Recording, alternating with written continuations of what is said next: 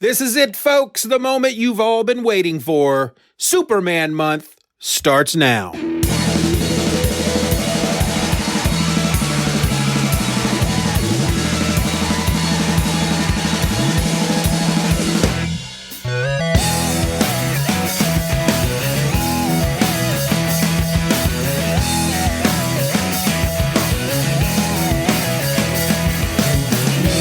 no mistakes now. I spent hours and days now trying to find who's responsible for this mess. I walked around for hours, getting bitten by the spiders, and the snakes are crawling over my chest. On the furlongs of America, the people say all red. Gas prices are rising high. Superman is dead. Hello and welcome to another episode of the Steeven Orr's podcast, the podcast that will never step on Superman's cape. I'm your host, Steeven, and this week we're talking about Superman because it's Superman Month. I said that already. What is Superman Month? Well, it's the month of March. Why March? No real reason at all. But this is the month I decided that I was going to take one episode each month and talk about one of the four trades that make up the death and return of Superman's storyline. Now, I chose March because I had the idea in January and I wanted to do it right away, but I wanted to give everybody a whole month to kind of process. So all of February, I talked about it. I invited people to participate. And so now we're doing it. First episode of the month. Let's get it going. I want to point out real quick that the music that we just heard there in the intro, not the normal intro music, something special for this month of Superman. The song itself is from a band from the 90s. They're no longer around, but they were called Floyd's Funk Revival. I don't know if anybody knows who Butch Walker is. He used to be in a band called South Gang, which I never listened to them. He's a solo artist now. He does a lot of, writes a lot of songs for people and whatnot. Anyway, he was in this band called Floyd's Funk Revival. And the song there at the intro is just simply called Superman. And so back in the 90s, I saw Floyd's Funk Revival live in a little club in Lawrence, Kansas. And it was, the night they played was not that long after Superman number 75 hit the stands. And of course, Superman number 75, as we will be talking about this week, is the issue that Superman dies. And so then that night they play that song, and that's when it kind of hit me how much of an impact Superman has in our world. Floyd's Funk Revival is not like one of these nerd bands that I love, like Kirby Crackle, who all of their music is about nerd stuff. This is just a band who heard about Superman dying, on the news, and they wrote a song about it. And the song is about how the world is, it's falling into chaos. There's just all this bad crap going on, and the world has gotten so bad that the one person that we could always depend on, fictional or not, has died. I mean, it's really a song about hopelessness. And at one point, and I'm sure you'll hear it later in the episode, they asked the question, who will help us now? And so that song really hit me back then, and it still kind of hits me now.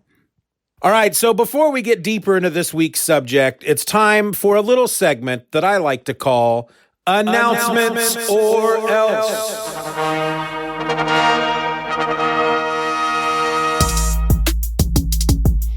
Announcement number 1, our Pie in the Sky winner. It's the first episode of a new month, which means it's time for me to announce which one of our patrons wins a small stack of comics from my collection. If you're not sure how it works, anyone who has enrolled in the Pie in the Sky tier over at the Patreon, that's $10. They get a chance each month to win a small stack of comics from my collection. And this month's winner is Mary Stepanek. So, Mary, if you want to, sounds really weird for me saying it like this because I'll be honest with y'all. Full disclosure, I know Mary. We're actually related. Now, that did not have any effect into the fact that she won. This was completely random, but she happened to win this month. So, Yeah, next time I see you, I'll give you a stack of comics. How's that? So congratulations. If you want to participate, join that pie in the sky tier and you'll have your name entered into the hat. Announcement number 2. There's a new podcast out there. You can get it on iTunes. You can get it on Google Play. You can get it on Stitcher. You can get it on Spotify. You can get it pretty much anywhere you can get podcasts. And it is called Event or Else. This is the podcast in which I go into all the major Marvel and DC events, well, most of them, one issue at a time, so you don't have to. There are 2 episodes out currently. The first episode is just a, hey, this is what the show is all about. And then the second episode, we jump right into our first major event from Marvel Comics in 1984, Secret Wars. And the way it's going to work is I'm going to do Secret Wars one episode per issue. When I'm done with Secret Wars, I'm going to go over to Crisis on Infinite Earths. And then I'm going to do those 12 issues. And then I'm going to go back to Marvel, and I'm going to jump back and forth. So that's Event or Else. Go check it out now. It's got some beautiful cover art created by the great Harold C. Jennett III. They're nice, short little episodes. They're about 20 minutes long, 15 to 20 minutes long so far. Nice, tight little episodes because they're only about one issue. And go check it out because I'm having just a freaking ball recording these episodes. All right, those are our announcements. So let's get on to the death of Superman. That's the trade we're looking at today, the death of Superman. So a little background into this whole thing that was the death and return of Superman. So this was a storyline that ran from 92 to 93, and it was published in 4 comic books. There were 4, I'm not sure how many Superman titles are being produced nowadays, but there were 4 weekly issues back then. Superman, Action Comics, Adventures of Superman, and Superman, the Man of Steel. So this storyline ran through all 4 of those comics. Had a couple of tie-ins with the Justice League and Green Lantern, but the main story was in those 4 titles. And so back then, what they had done, because right after Crisis on Infinite Earths, they basically handed the Superman titles over to John Byrne. He rebooted everything, and he was the guy in charge. And underneath John Byrne, he basically directed how Superman was going. Once he left, they brought in new creative teams, and then they put Mike Carlin. He was an editor. He was in charge of the Superman line. So what they would do is they would get together once a year and they would talk about what was going to happen in the Superman comics over the next year. And as legend has it, when they would go to these summits, they would usually end up arguing at some point about a storyline or a story plot or a story point, something they would argue about. And Jerry Ordway would inevitably shout out, "Let's just kill Superman." They would all laugh. "Ha ha, Jerry, you're very funny. We're not killing Superman." Well, this particular summit, the big plan that they had was to marry Lois and Clark during that following year. And so they were mapping out the storyline that would lead up to Superman, Clark Kent marrying Lois Lane. Well, at the same time, going on at this time on TV was the Lois and Clark, the New Adventures of Superman television show.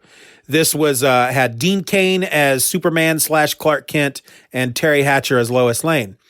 Well, Warner Brothers, who also owns DC, they said, you know what, you can't marry the 2 of them in the comic books yet because they're not married on the television show. And we are leading to that on the television show, but they can't be married in the comics until they're married on the television show.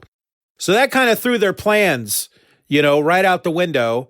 And as they were discussing, well, what are we going to do now? As legend has it, Jerry Ordway shouted out, "Well, let's just kill Superman." And at that point, I guess they didn't laugh. They didn't tell him to shut up. They really kind of thought about it and decided that maybe that is what they want to do. At this time, when these books were being produced, sales were declining. And there were a lot of feelings at DC that fans were taking Superman for granted. And so they thought his death would help prove Superman's importance to the DC universe and show that he wasn't invincible. And frankly, I think they did that just fine. Now, this story was told in 3 acts. Act 1, Doomsday. Act 2, Funeral for a Friend. And Act 3, Reign of the Supermen. Now, this whole storyline has been collected in many different editions. What I'm reading and what I'm going to be covering are the 4 books. This week is Book 1, The Death of Superman. Next week will be Book 2, Funeral for a Friend. And then the following week, Book 3, Reign of the Supermen. And then the last week will be Book 4, The Return of Superman. All right, so before I'm just gonna go through briefly the issues, and then I'm gonna talk about my feelings and some of my favorite moments. But before we do that, I actually got a nice email from Peter Rios. He's over at the Daily Rios, and he emailed me about his thoughts behind this particular book. So he said, I wanted to have more to say, but I wasn't able to really dig in enough. Hopefully, I'll be able to give better thoughts for the remaining books. This event, as crazy and over the top as it is, holds a special place in my personal comics reading history because of a few factors. I was away from comics collecting between the years 1988 and 1990. I slowly started getting back in late 90, early 91, and by the time of this event in 92, I was all in again, but I wasn't reading Superman. The hype for this event brought me back to the Superman line, and I would stay with them for a few years after. When I saw the ad for Superman 75, which he did attach to the email, so I think I'm gonna put that up on the website. I noticed that the release date was my 20th birthday. Superman died on my birthday. I will always remember that, haha. The frenzy around his death had even my older sister looking for the famous issue for me. I was in college at the time. It was fun to hear people not into comics ask questions, even if it was hype. My biggest takeaway from this first collection is how much the arrival of Doomsday, punching his way out of his prison issue by issue, and the fight with Superman resembles the buildup Walt Simonson created for Surtur in his classic Thor run in the mid-'80s. From Surtur slowly forging his sword over an anvil, doom, doom, doom, to Surtur versus Thor and Odin, there are a few subtle and not so subtle parallels that I noticed years after. It's not the first time Dan Jurgens has riffed on classic Marvel, lovingly so I'm sure, and it's not the last. If I catch any other comparisons, I'll let you know. Looking forward to your thoughts, Peter. You can catch the Daily Rios over at thedailyrios.com. It's a great podcast. It's another single host podcast. You know, we should really start a single host podcast society. Just throwing that out there. Anyway, thanks, Peter, for your thoughts. I think it's pretty awesome that Superman died on your birthday. It's both sad and awesome at the same time. You know, that's one thing you'll always be able to tell people. Oh, yeah? Well, Superman died on my birthday. Take that, buddy. All right, so let's get into the issues. The storyline officially starts with Superman Man of Steel number 18. This was written by Louise Simonson, pencils by John Bogdanove, inks by Dennis Janke, letters by Bill Oakley, and colors by Glenn Whitmore. Now, you're going to hear that guy's name quite often. He did the colors for pretty much most of these issues. Okay, so when this issue opens up, we are somewhere else on Earth, as the caption says. We are in a very pastoral environment, rolling fields of grass. We appear to be in the Midwest, just rolling plains, birds, deer, wilderness. And in the first panel, out of the silence comes crang, and these birds fly away. Then we hear it again, crang, and a deer flees. And then we hear croom, and rocks fall. And then finally, crackoom, and a big gray fist with claw-like bones protruding from the knuckles smashes out of something thick and metal. So this is Doomsday breaking from his prison. We don't know that it's Doomsday at this point. You got to remember at the time that this book came out, There wasn't the internet. We knew a little of what was going to happen because, of course, they did hype it. They hyped it up. We knew that there was going to be this creature called Doomsday that Superman was going to fight. We didn't really know what he was going to look like, though. We saw some images from his first appearance, and he doesn't look, by the end of the book, he doesn't look like he does at the beginning of the death of Superman. So anyway, Doomsday is escaping from what is essentially some sort of underground prison, some type of a big metal box underground. Doomsday is punching his way out, punching his way through the dirt. He erupts out of the dirt, and this is the first time we see Superman. We see Doomsday. Again, they haven't named him Doomsday at this point in the book. And he's wearing an all-over bodysuit, a green kind of loose bodysuit with steel cables wrapped around him. One of his arms is pinned behind his back by these steel cables. One of his arms, it's free. The arm that's free, we have to assume, was bound at one point. He got himself free, and then he punched his way out of his prison. How he got there, we don't know. We don't know those circumstances. We don't know where he came from. We don't know how he got there. But he's punched his way out. He's in this full green bodysuit. We can't see his face. All we have of his face are these two glowing red lenses like goggles. And this is what I thought Doomsday looked like. I didn't know that eventually this suit would come off. And honestly, I was, to tell you the truth, I was actually kind of disappointed in Doomsday's final look. At the time, I thought it was pretty lame. I have warmed up to it since then, but back then I thought it was pretty lame. Now, the main storyline, however, of this one particular issue actually deals with Lois and Clark. Lois has been kidnapped by an alien by the name of Clawster, which sounds weird. C-L-A-W, like claw. S-T-E-R, Clawster. Sounds like a He-Man villain. He is from a group of aliens from War World. I have to say that very slowly, otherwise it doesn't come out correctly. War World. They now rule Underworld, which is a society of outcasts and mutants who live under the streets of Metropolis. And so they take over a power station. They're going to steal all the power from Metropolis in order, they're preparing to basically invade. Lois, however, catches on to this. She has been given a tip. She goes to investigate. She is kidnapped. She's taken off somewhere to be killed. Superman, of course, shows up and saves her. Now, that's the main storyline in this one particular book. Mixed in with this storyline, however, are more shots of Doomsday. So we get one little bit of Doomsday with his arm is still tied behind his back. He's standing out in this open prairie land. There's a bird flying around by him, and he holds his hand open palm. He holds it out for the bird, and the bird gently lands in his open palm, and then he squeezes it to death in his fist, and then laughs because that's them showing us how evil Doomsday is. This bird wasn't doing nothing to him, but he lives to destroy.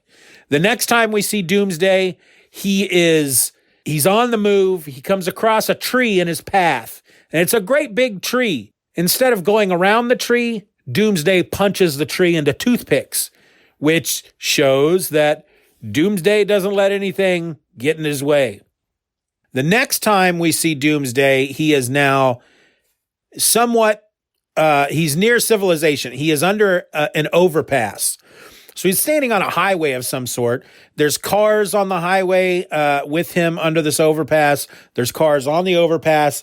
And he just pulls the overpass down. And all the cars come crashing down. And we have to assume that everybody, well, not everybody, but there's probably some death there. Definitely a lot of injuries. And he walks away laughing. Now, the issue ends with a truck driver coming across Doomsday on the highway. It's nighttime. His headlights come across Doomsday as he's crossing the highway. The The trucker, whose name is Moon, leans out the window and he says, "Hey, buddy, get out of the way." Doomsday, of course, responds by destroying the truck with the man inside, and Doomsday is walking away as it burns behind him. And again, Doomsday is laughing. He thinks this is all just fun and games. Now, in the meantime, there's another trucker sees this, and he calls out on the CB for the state troopers, "A monster just flipped Moon's truck with one hand tied behind his back." And then we go from there to JLA headquarters. Oberon is, he's got monitor duty. He intercepts this CB call for help and says out loud, "Now this sounds like a job for the Justice League." So that's how that issue ends.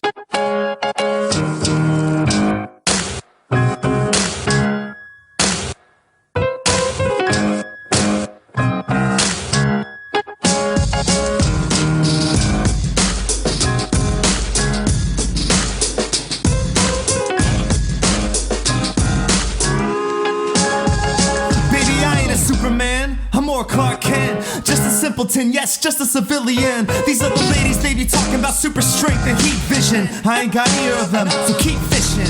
I ain't a brainiac from some dark place. She's more boardwalk, I'm more park place. Work just to keep them lights on in those dark days. LexCorp off the stroll, yeah, the job pays. Got no S on my chest plate, man. Only name on my shirt is my damn name tag. And people wanna know where I've been in the past. Clark, why you always disappearing in disasters? Just to reiterate, I ain't no Superman. I'm just a scaredy cat working for the weekend. This is Lois Lane, man, I gotta be insane. You don't even know my name, let me tell you who I am. Glasses all bad, email sent, working every day just to try to pay rent. I'm Clark Kent, I'm Clark Kent, I'm Clark Kent, babe, I'm Clark Kent. I got my glasses all bad, email sent, working every day just to try to pay rent. I'm Clark Kent, I'm Clark Kent, I'm Clark Kent, babe, I'm Clark Kent. You ain't a Superman, more like a Clark Kent. You ain't a Superman, you're more like a Clark Kent. You ain't a Superman, you're more like a Clark Kent. You ain't a Superman, you're more like, baby, I ain't a Superman. From there, we go into our first tie-in issue, and this is Justice League America number 69, written and drawn by Dan Jurgens with finished art by Rick Boucher, letters by Willie Schubert, and colors by Gene D'Angelo. So we learned in the first issue that Doomsday basically is not a good guy, doesn't care about life, and will destroy anything in his path. This Justice League issue is where we find out just how powerful he is. Because what we have here is we open up with this issue with the Justice League on the scene of this burning rig from the previous issue. They pulled the guy out. They're saving some people, and they're basically on search and rescue at this point. They have not encountered Doomsday. The Justice League is made up of Guy Gardner, but not Guy Gardner, the Green Lantern. At this point, he has been kicked off the Green Lantern Corps. He's gotten a hold of a yellow lantern ring, like Sinestro uses, and now he's called Guy Gardner Warrior, and he wears cowboy boots, and he has a big G on his chest. So with Guy Gardner in the Justice League is Blue Beetle, Booster Gold, Fire, Ice, Maxima, and the mysterious Bloodwind, and Wind is spelled W-Y-N-D. So while the Justice League are in search and rescue mode, Superman is on TV. He's appearing on the Cat Grant Show, which is recording live from Roosevelt High. And he is there. The students are there at an assembly, and they're asking Superman questions. And so we jump back and forth between these students asking Superman questions and the Justice League doing what they're doing. But before the Justice League encounters Doomsday, if Doomsday crushing the bird in his fist wasn't enough to tell us what kind of a soulless bastard this creature is, we get a scene in this book where he destroys another tree in his path, and he pauses because there's a deer in front of him.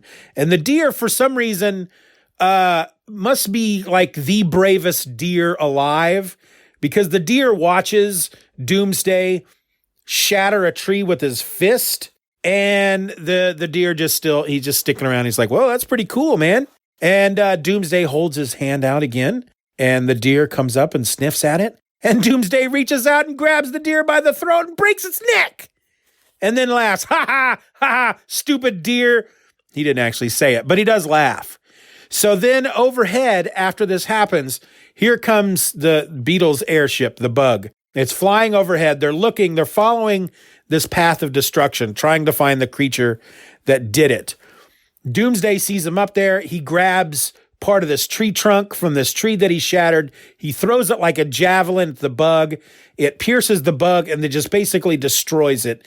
And all of the Justice League come pouring out of the Bug. Now that, once they're on the ground, this is when they face Doomsday. And so now we're going back and forth between Superman on the Cat Grant show and Doomsday just systematically taking out the Justice League one by one. I mean, he just whoops their butts.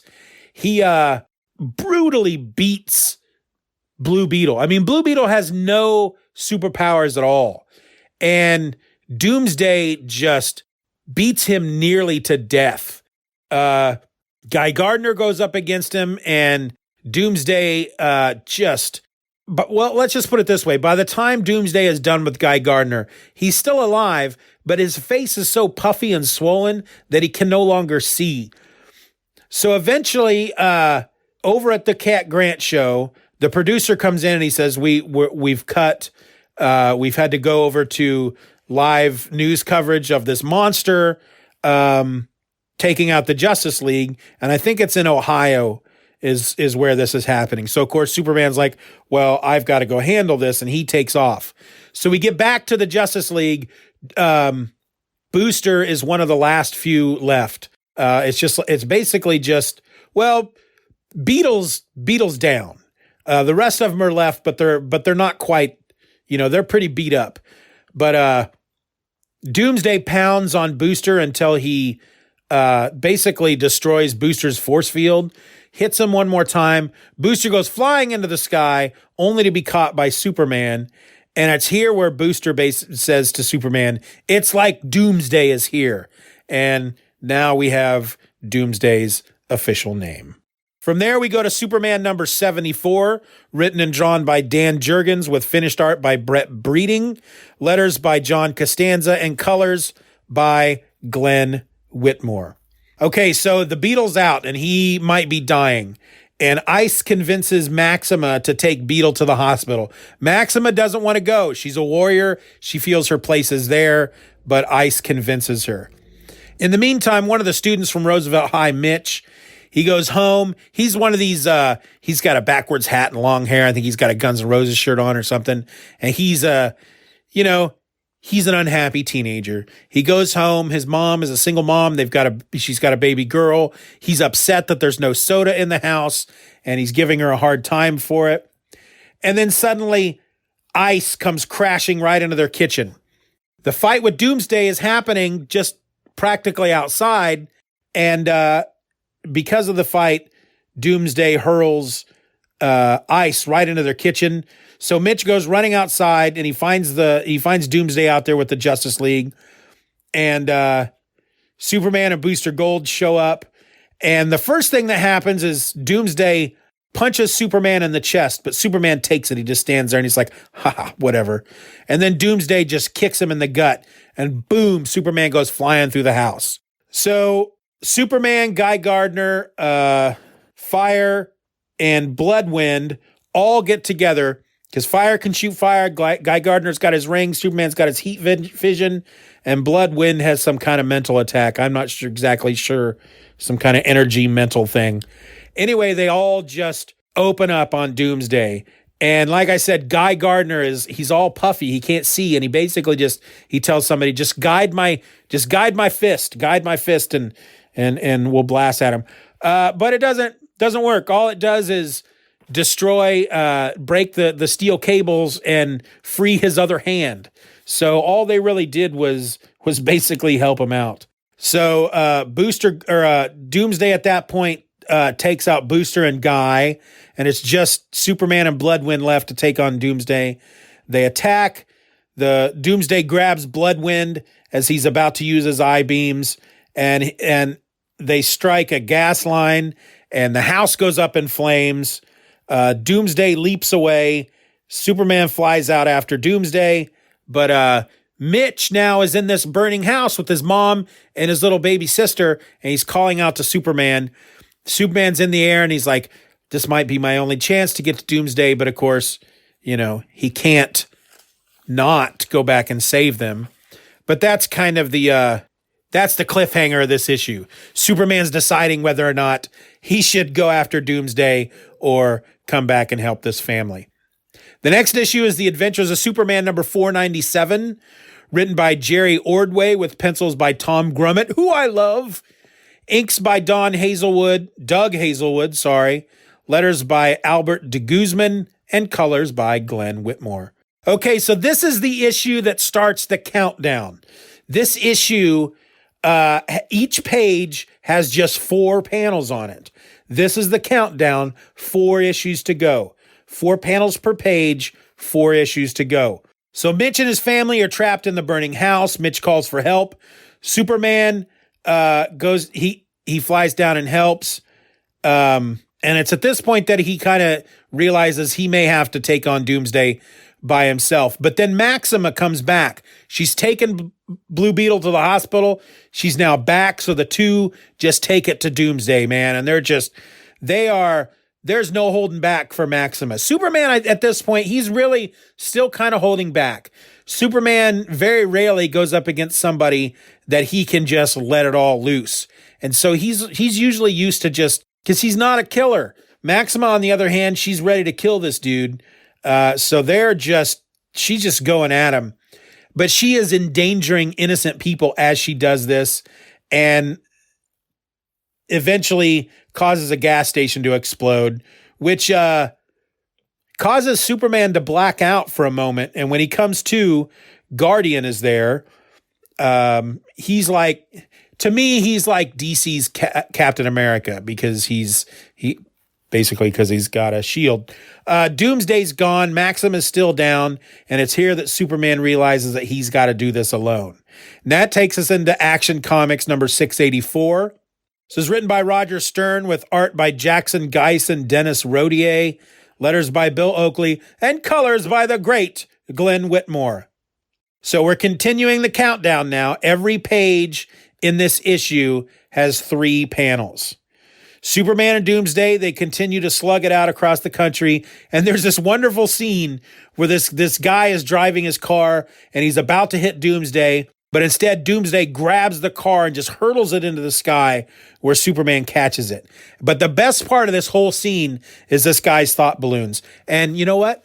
I'm going to attempt to reenact this moment for you. So this is what's going through this guy's head as he encounters Doomsday and what happens. Oh my God, the overpass has collapsed. What's that coming out? No, can't stop in time. I'm going to hit. And then the car goes flying. Him! Huh? He? How did he? Oh my God, I don't believe this. I'm flying.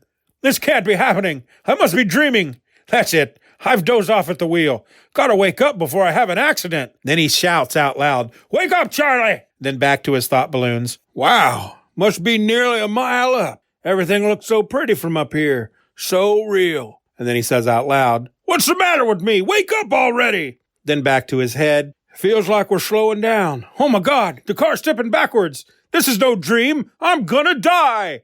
And that's when Superman catches the car and they have this nice conversation about Doomsday as Superman takes him safely back down to Earth. In the meantime, Doomsday has made his way into a Lexmart and finds himself watching television.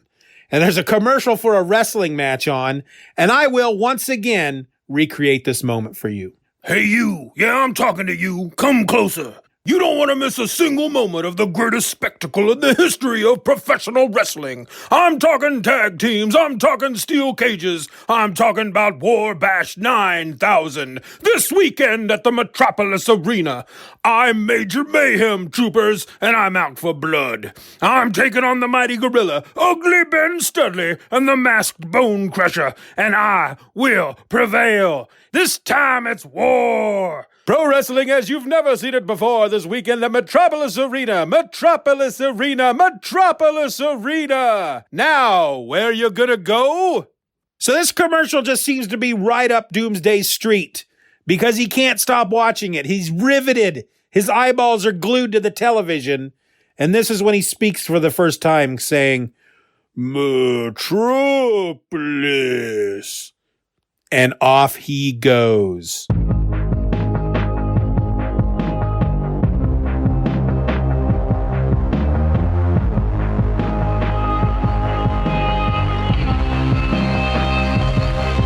Y'all ain't understanding me though. All the heights are planning to go. I thought I told you, boy, I'm a soldier boy. I'm Superman in that flow. With a cape on, every line I drop napalm. Every song I put my name on. Johnny Storm I go flame on. A new challenger approaches, so game on. Put your quarters up. Matter of fact, hold your controllers up.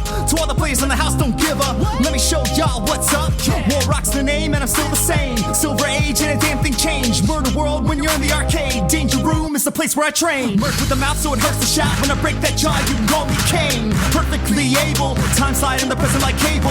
With the hope for the future, quote the producer. Every single session it's cash. Every single record yo, it's doing like the whole dude. Smash. I'm Clark Kent with them glasses on. Jean Grey school, gifted students get your classes on. I'm still the strongest in this here rap game. And we ain't even from the same place, young Padawan. What? The way I rock that mic, would have thought I was from Krypton. Krypton, Krypton. The way I rock that mic, would have thought I was from Krypton. Krypton. Nerd rap, knowing that's some shit. So this takes us to Superman Man of Steel number 19. Written by Louise Simonson, pencils by John Bogdanove, inks by Dennis Janke, letters by Bill Oakley, and colors by the man, Glenn Whitmore. So we're now number 2 in the countdown. Every page in this book has just 2 panels. So Superman and Doomsday are now in Metropolis, and they're duking it out big time. And this is the first time so far that they actually show, because at this point, you know, there's news coverage all over it. And this is the first point that they show Ma and Pa Kent back in Smallville watching this on television. And it's actually, I'll be honest with you, that's the first time that it really brings it home for me. The actual consequences and drama of this is that, you know, his mother and father are watching this and they're worried. Now Lois and Jimmy, they're in a helicopter above, getting all the action. Lex is giving a press conference, and it's only now as everyone's watching that he allows Supergirl to go help Superman. So a little background here, because I kind of skipped some of that. So this is supposed to be not the Lex Luthor, but the son of Lex Luthor. Though really he is the Lex Luthor, but he's a clone of Lex Luthor, with Lex's mind. Woo! So let me explain. So back before all this happened, Lex had this ring with kryptonite in it that he would wear all the time so Superman couldn't get him. But eventually it gave him cancer. So he faked his death and had his mind put into a clone of himself, but a young version. So he's got this full head of long red hair and this red beard. And to really sell it, he's supposed to be this long lost, estranged son of Lex Luthor. So he's been in Australia this whole time. And so he's got an Australian accent. So this new Luthor and Supergirl are lovers in the nighttime. And Supergirl at this time isn't Superman's cousin. She's a protoplasmic shape-changing clone of Lana Lang. Because that's not any more confusing than just simply being Superman's cousin. Anyway, Supergirl is finally let loose to go help Superman. She confronts Doomsday and gets knocked the crap out and reverts back to this protoplasmic blob. And that takes us to the last issue of this book, of this arc, of the first act, Superman number 75, written and drawn by Dan Jurgens with finished art by Brett Breeding, letters by John Costanza, colors by the one, the only, Glenn Whitmore. And so, yeah, this is it. This is the issue. Every page is a splash page as Doomsday and Superman continue to fight throughout Metropolis. And it's not, you know what? All this issue is one big fight. And it's not until Superman it looks like Superman's down for the count. He's not going to do it. Doomsday's going to win. Doomsday punches him into the asphalt. He's under a lot of rubble. Lois and Jimmy, their helicopter has crashed. Lois comes to try and help Superman, knowing that there's nothing she can do, but she's hoping that at least she can momentarily distract Doomsday long enough for Superman to get back on his feet. However, it's because of this, though, it's because of her doing this, ultimately, that Superman ends up winning, because it's only by seeing Lois in danger and knowing that if he doesn't do something, Doomsday, there's just nothing stopping Doomsday. And that's when he just gives himself one last push. He's got that whole, oh, no, you didn't moment, this rage, this huge adrenaline rush, and he just takes it to Doomsday. And there is no holding back. And they are just pummeling each other until finally both of them fall, both of them dying. And so, this is Superman. This is what Superman does. This moment to me defines who Superman is, because he gives his life. He gives the ultimate sacrifice to save the people that he loves and Metropolis and the world, really. Now I'm going to read to you the narration, the caption boxes of these last couple pages. Like weary boxers who have gone the distance, the combatants collide in one last explosive effort. In the years to come, a few witnesses will tell of the power of these final punches, that they could feel the shock waves. Others will remember the enormous crater that resulted from the sheer force of the blows. But most will remember this sad day as the day the proudest, most noble man they ever knew finally fell. For those who love him, one who would call him husband, one who would be his pal, or those who would call him son, this is the darkest day they could ever imagine. They raised him to be a hero, to know the value of sacrifice, to know the value of life. And for those who served with Superman in the protection of all life comes the shock of failure, the weight of being too late to help. And this is where Bloodwind says, he must survive. It cannot end like this. And the captions continue, but it will. For a city to live, a man had given his all and more.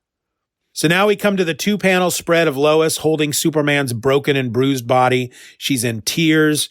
Doomsday's lifeless form is next to them. Jimmy's there too. There's onlookers just crying, and there's smoke and rubble everywhere. And Superman looks up to Lois as she cradles his head, and he says, Doomsday, is he? And Lois says, you stopped him. You saved us all. Now relax. Then the captions come in, but it's too late. For this is the day. So we turn the page. We got another double page spread. Lois is no longer holding Superman. She's weeping uncontrollably. Jimmy is behind her taking a picture. Superman's cape is speared on a shaft of rebar like a flag. It's a very iconic image. And the caption continues that a Superman died. And Superman lies there dead among the rubble. Now, you could call that heavy-handed, sure. It is pretty heavy-handed, especially the like a pair of weary boxers. But you know what?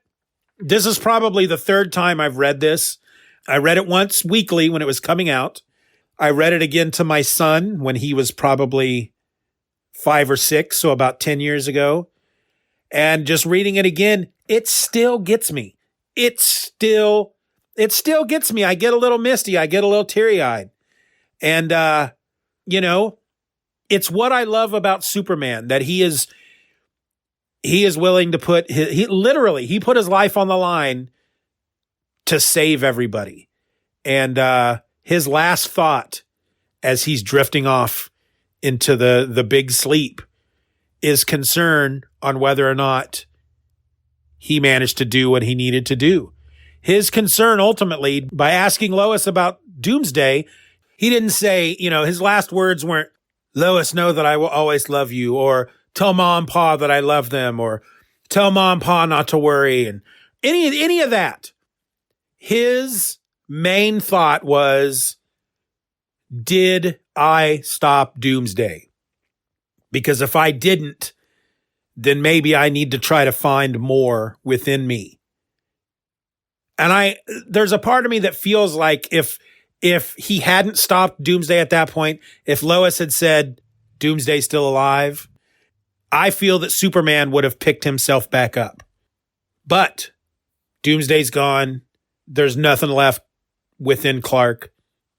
And so he lets go, knowing that his family and his loved ones and his friends are safe. So, yeah, that was the death of Superman. I remember when that issue came out specifically because at the time I'm out of high school and I'm working at a Sonic drive-in. I have a roommate. I'm not living at home anymore. I have a roommate. And that day that issue was coming out, I had it reserved for me in my pull box at my local comic book store. Quality Comics. They're no longer around. When I was leaving for the day, one of the cooks had asked me, well, what are you doing today?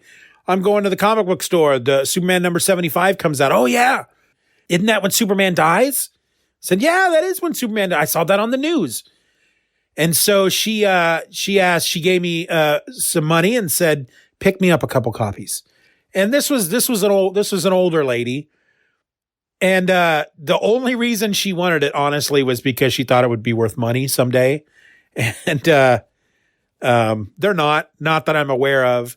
I bought 2 copies for myself because they were, if you remember, they were polybagged in the black bag that you couldn't see through, with the Superman shield with blood dripping off of it. But inside was supposed to be some special stuff like a black armband and whatnot. So I bought at least 2 copies for myself because I wanted to open one up. And I did, and I don't have any of that stuff anymore. But I know I still have at least one polybagged copy up in my attic somewhere. I couldn't vouch for what shape it's in, but it's up there. So that was the death of Superman. I knew at the time reading it that Superman was not going to be dead for long. I think most folks who read it knew that. And I'm sure a lot of other comic book fans were right there next to me when people who are not comic book fans, when they would talk about the death of Superman back then, and man, I can't believe how could they kill Superman? Superman's like their most popular character, and he's not dead. Well, but he died. It's on the news. They said he died. He's going to come back. He's not dead. I don't know. They sounded pretty serious about it. And I even was watching Comic Book Men,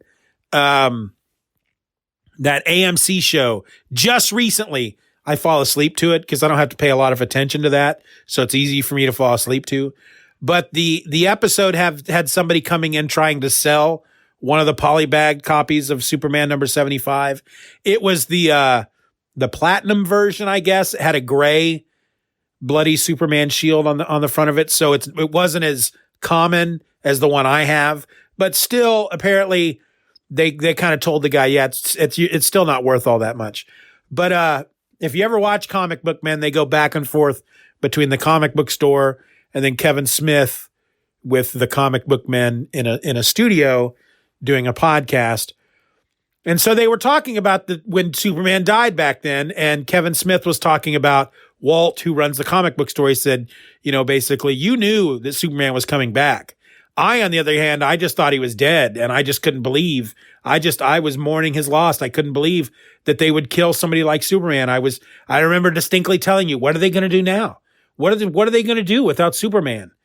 And you know what? That's kind of what the next trade is all about. We're going to get into Funeral for a Friend next week. I haven't even started reading that yet. And it's about the world, the DC universe, trying to go on, mourning the loss of Superman and trying to go on from there. Yeah, so we'll talk about that when we get to there. So here's my question to you guys. Were you reading this at the time that it came out? If so, or if not, either way, where were you when you first heard that Superman died or was going to die? Do you remember where you were when you heard that Superman died?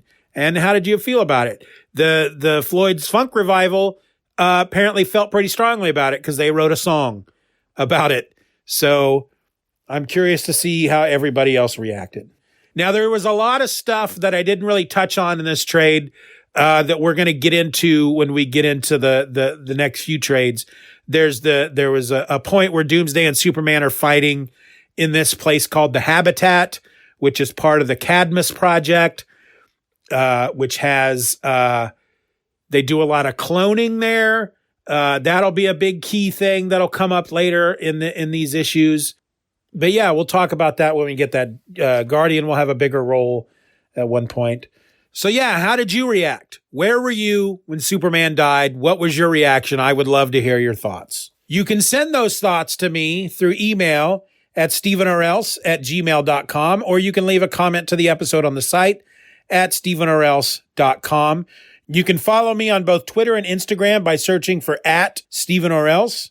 And I also invite you to join me over at the Reddit at reddit.com/r/SteevenOrelse.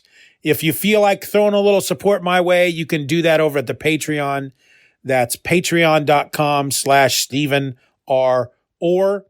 The music from this episode, Beyond the Floyd Song, comes from Adam WarRock. Find his music at adamwarrock.bandcamp.com. And of course, all those links will be in the show notes. So until next week, I'm Steven, and this has been my podcast. Be nice to each other.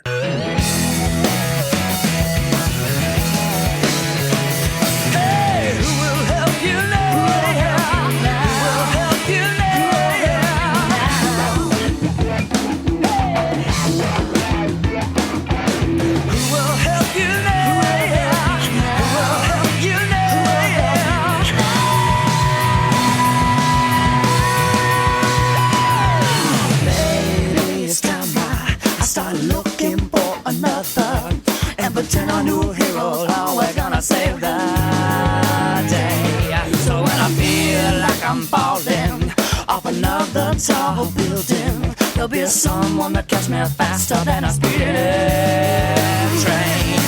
On the furlongs of America, the people say, oh red, California is sinking, Superman is dead.